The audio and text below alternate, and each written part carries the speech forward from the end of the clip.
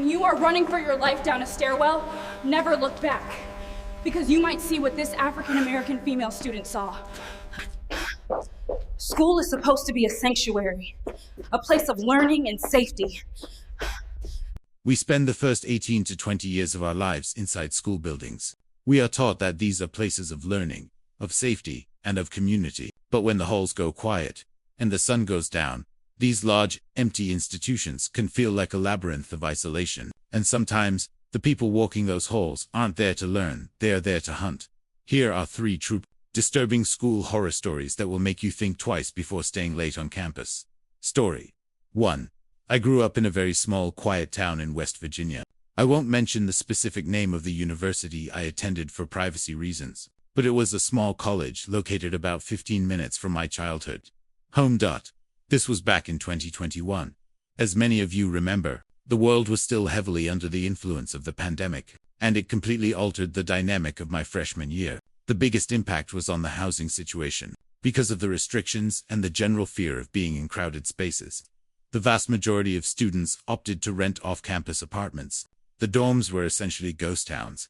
I didn't come from a wealthy family, so renting an apartment wasn't an option for me. I had to stay in the dorms. Since I lived so close, my plan was to stay on campus during the week to get the college experience, and then drive home on weekends to be with my family. On move-in day, the emptiness of the building was palpable. Long hallways with only 1 or 2 doors decorated. It was quiet, too quiet. I met my roommate on that first day. The school had actually given us each other's numbers beforehand so we could break the ice, which I found helpful, though she hadn't been very talkative over text. In person, she was polite, but distant. She had this air of privilege about her, the kind of person who expects things to be a certain way without having to ask. We were making small talk, unpacking our things, when she made a comment that stuck with me. She mentioned that for the last semester, she had the entire room to herself because of the low enrollment. She said, "I liked having my own space. Everyone has their own room right now, except for me, apparently." I felt a little awkward, like I was intruding on her territory. I didn't know what to say, so I just pivoted the conversation. I explained my schedule, that I lived nearby and would be leaving every Friday afternoon and returning early Monday morning around 6 a.m.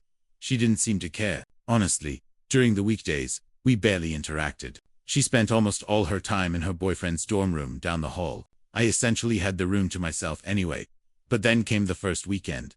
I packed my bag on Friday and went home. I had a great weekend, and as planned, I drove back to campus early Monday morning. I unlocked our dorm room door quietly at 6 a.m. The room was dark, the curtains drawn. I could see the shape of my roommate asleep in her bed. I didn't have my first class until 10 a.m., so I decided to get a few more hours of sleep. I climbed into my bed, which was a lofted bed, fairly high off the ground, and settled into my thick memory foam mattress. I lay there for about 10 minutes, drifting in that space between being awake and asleep.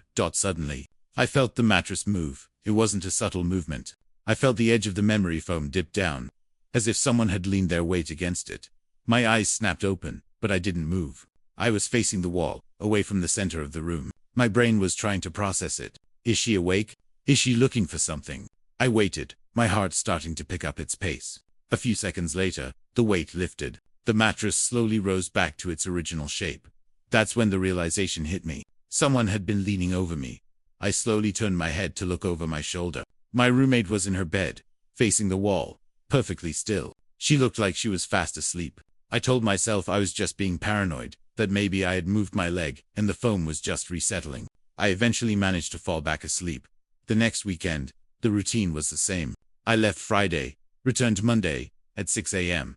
The room was silent. I climbed up, got under the covers, and closed my eyes. This time, almost immediately after I settled in, I felt it again. But it wasn't just a lean. The entire side of the mattress depressed heavily. Sound of a heavy sigh, or slow breathing. Someone was sitting on my bed, right next to my legs. I froze. I literally stopped breathing. My mind was racing. Is it her? Is it her boyfriend? Why are they sitting on my bed while I'm sleeping? I lay there, paralyzed by that primal fear that tells you not to move a muscle. I waited. After what felt like an eternity, I heard the sound of movement, cloth sliding against cloth. Then, the weight lifted off the mattress, because my bed was lofted. I heard the distinct thud of bare feet hitting the floor, as if someone had jumped down. I counted to 10, terrified of what I would see. I slowly rolled over. My roommate was in her bed, facing the wall still. I felt like I was going insane. Was this sleep paralysis? No. I could move my fingers and toes. Was I hallucinating from exhaustion? It felt so real. The physics of the mattress moving felt undeniable. I tried to rationalize it. Could someone have broken in? No. The door auto-locks. And we were the only two with keys. I convinced myself that I was just over. I had to be. Fast forward to the third Monday. I walked in at 6 a.m. My anxiety was already high. I looked at my roommate. She was facing my side of the room this time, but her eyes were closed, her breathing rhythmic. She was asleep. I climbed up into my bed, pulled the blanket up to my chin, and closed my eyes. Please, I thought. Just let me sleep. 5 minutes. That's all it took. Heavy, slow heartbeat sound effect. Kai felt the mattress sink deep. Someone had climbed up the ladder and sat down. Right beside my torso, I squeezed my eyes shut so tight it hurt. I braced myself. I was about to turn around and scream, to confront whoever this was. But before I could move, I felt something warm touch the back of my neck. A hand. My heart didn't just sink. It felt like it stopped. A large, warm hand was resting on the nape of my neck. They weren't squeezing. They weren't trying to choke me. They were just holding it there. I felt sick to my stomach. I was terrified that if I moved, the hand would tighten. If I screamed, would anyone even hear me in this empty hallway? I lay there, a statue, tears pricking my eyes. The hand stayed there for minutes. It felt like hours. I could hear soft breathing right above my ear. Finally, the hand lifted. The weight shifted. The person slid off the bed and landed on the floor. I waited until the silence of the room returned. I spun around, ready to fight. My roommate was in her bed, facing the wall, asleep. I didn't care anymore. I didn't care if I looked crazy. I grabbed my keys and my phone, and I ran out of that room. I didn't stop until I was in the parking lot, locked inside my car. I called my mom, hysterical. I refused to go back in there. We went to the housing administration that same day. I told them I felt unsafe, though I didn't have concrete proof of what she was doing. Thankfully, because the dorms were so empty, they let me switch to a new room in a different building immediately. I didn't involve the police. What would I say? My roommate sits on my bed and touches my neck. It sounded ridiculous out loud, even though it was the most terrifying thing I'd ever experienced. While unpacking in my new room, things started to click into place. I remembered her telling me once that she had a previous roommate who didn't last long, but she never explained why. I remembered seeing a drawer open once, filled with bottles of prescription medication. She had told me it was for a skin condition, but now, I wondered if it was for something else, something psychological. A few days later, I realized I had left a textbook and a binder in the old room. She messaged me out of the blue, asking when I was coming to get them. I didn't want to see her, but I needed the book. I told her I was busy settling in, but would swing by. I waited until I knew she had a class. Then I went over. My key still worked. I entered the room, my heart pounding. It was empty. I let out a sigh of relief, grabbed my things, and turned to leave. She was standing in the doorway. I hadn't heard her walk up. I hadn't heard the door unlock. She was just there, blocking the exit. I forced a smile, trying to hide the fact that my hands were shaking. "Hey," I said, just grabbing my stuff. She stared at me. Her expression was blank. She didn't move out of the way. "Where's your new room?" she asked. Her voice was flat. I stepped around her, moving into the hallway. "Oh, it's on the first floor." "Which hall?" she asked, turning to face me. I lied. "North Hall." "Where is it near?" "The stairs, the laundry room." She was pressing for details. Why did she need to know exactly where I was sleeping? "I don't really remember the number yet," I stammered, backing away. "It's near the stairs." I turned and walked away as fast as I could without running. I never saw her again. To this day, I don't know what was happening. Was she sleepwalking? Was it a side effect of her medication? Or was she testing me? My mom thinks she was seeing how close she could get to me before I woke up. Practicing, whatever her intentions were. I'm just glad I woke up when I did. Story 2. This happened during my final year at the University of Huddersfield in the UK. The campus isn't exactly known for its nightlife, but because it's an academic hub, the library and certain faculty buildings stay open 24/7 for students. I was never the type to pull all-nighters on campus. I preferred the safety of my own room, but I was taking an advanced statistics module, and the professor was notorious for assigning impossible workloads. I had a massive project due the next morning. My laptop had crashed, and I was desperate. I decided to use the computer lab in the business building. It's an older structure, 3 stories high, set a bit apart from the main campus thoroughfare. It always had a weird vibe, sterile, cold, and echoing. I swiped my ID card at the entrance around 10 p.m. The scanner beeped. The lock clicked, and I walked into the heavy silence of the foyer. The smell of industrial bleach hit me immediately. The cleaning crews had already finished their rounds. I was alone. I went up to the 2nd floor and found a computer lab. It was a glass-walled room, like a fishbowl. I logged on and started working. For the first hour, it was fine. Just the hum of the PC tower and the clicking of my keyboard. But around 11:30 p.m., the atmosphere shifted. Sound of a distant heavy door slamming. I heard a door slam shut. It wasn't the front entrance downstairs. It came from deep inside the building, on the same floor as me. I paused, my hands hovering over the keys. I told myself it was just the HVAC system, or maybe a security guard doing a walkthrough. But the silence that followed was heavy. I tried to get back to work. A few minutes later, I heard footsteps. They were slow, heavy, and deliberate. Clack, clack coming down the hallway. They weren't the brisk steps of a guard doing rounds. These steps were dragging, almost leisurely. I sat frozen in my chair, staring at the reflection in the monitor. I didn't want to turn around. The lab had a glass door, and if I turned, I'd see whoever it was. The footsteps got closer, louder, and then they stopped. Right outside the glass door behind me, I held my breath. I could feel eyes on the back of my neck. Then, the door handle rattled. It wasn't a gentle check. Someone was twisting it, shaking it, trying to force it open. The lab doors locked automatically after 9 p.m. So I knew they couldn't get in. But the aggression in that sound made my stomach churn. It went on for 30 seconds. Rattle, rattle, rattle. Then, silence. The footsteps resumed, slowly walking away down the hall until they faded into nothing. I sat there, shaking. I debated leaving right then, packing up and sprinting to my car. But logic kicked in. I had a deadline. If I didn't finish this, I failed the class. I convinced myself it was just a prankster. Maybe another student trying to scare me. I forced myself to type. 10 minutes passed. Then, I heard a sound that made my blood run cold. It wasn't coming from the hallway this time. It was coming from above. The business building had those suspended ceilings with the lightweight foam tiles. I heard a distinct dragging sound directly above my head. It sounded like someone crawling on hands and knees across the metal grid. I slowly looked up. One of the tiles directly above me shifted. Dust motes danced in the light as the tile lifted a fraction of an inch, pressed down by weight from above. Then came a slow creak, like someone shifting their position, trying to be quiet but failing. That was it. I was done. I yanked my flash drive out of the computer. I didn't even zip my bag. I just shoved my things in and bolted for the door.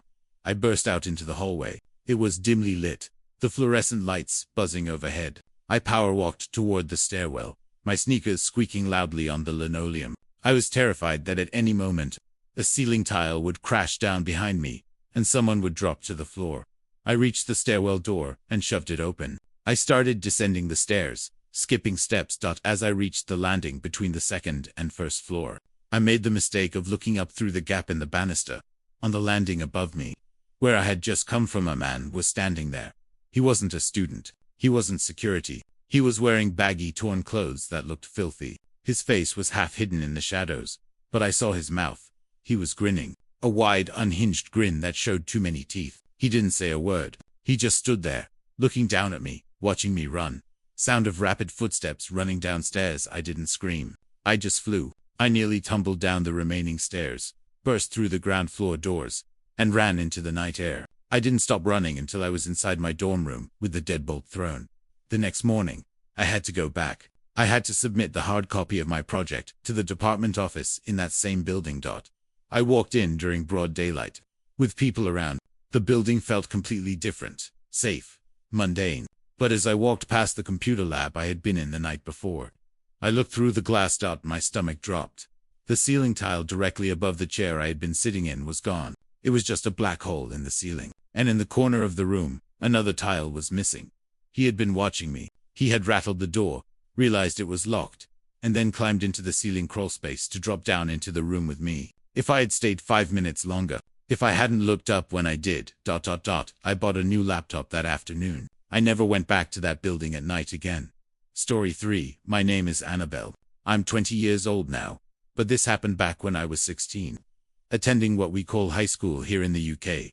To give you some context, my school was relatively new and took security very seriously. We all wore lanyards with ID cards. You couldn't even get past the foyer without scanning your ID at the electronic gates. The cards had our photo and name on the front dot.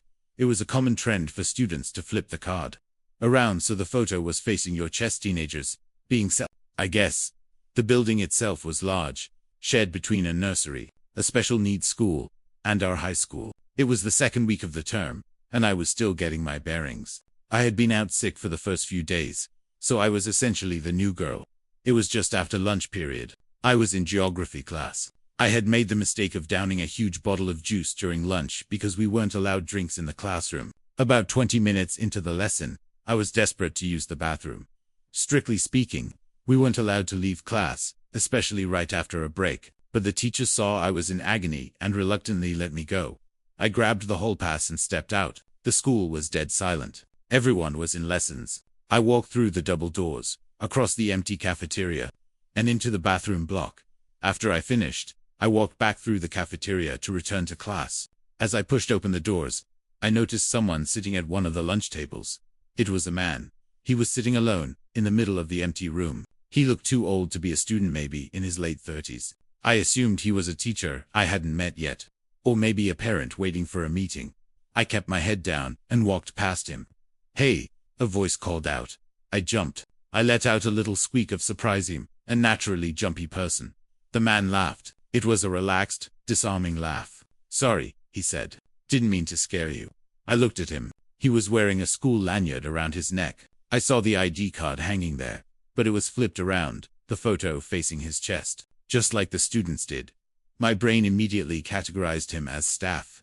"It's okay," I mumbled, embarrassed. He stood up, looking a bit flustered, checking his pockets. "I'm in a bit of a bind," he said.